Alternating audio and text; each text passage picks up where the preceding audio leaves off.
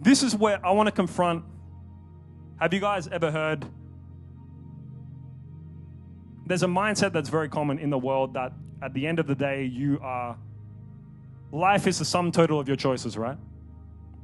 But this isn't completely true, because certain people, especially if you're called at a certain level, the devil was fighting me at the level of my ministry and gift decades before I even knew who I was in Christ.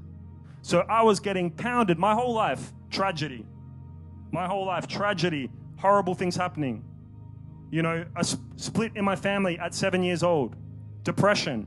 I used to sit in class and just stare out the window. I didn't know why. Nobody else knew why. Lots of very difficult things happened. 15, my mum had cancer. They said she's going to die, so send Tom to go and stay with family in Queensland.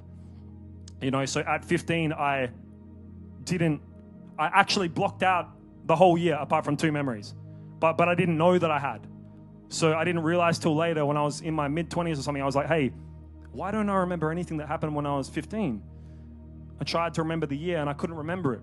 And then I realized that it was the year that mum was passing away. You know, so where was I going with that? So take responsibility for your actions. On the one hand, absolutely 100%. We are 100% responsible for our choices, our actions. But free will is also, somebody say free will can be impeded.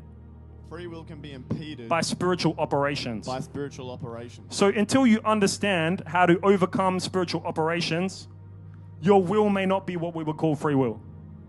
Because if I am enticing you in certain ways, if I am manipulating your thought process, I'm whispering voices into your ear, but then the mainstream scientific community tells you there's no whispers.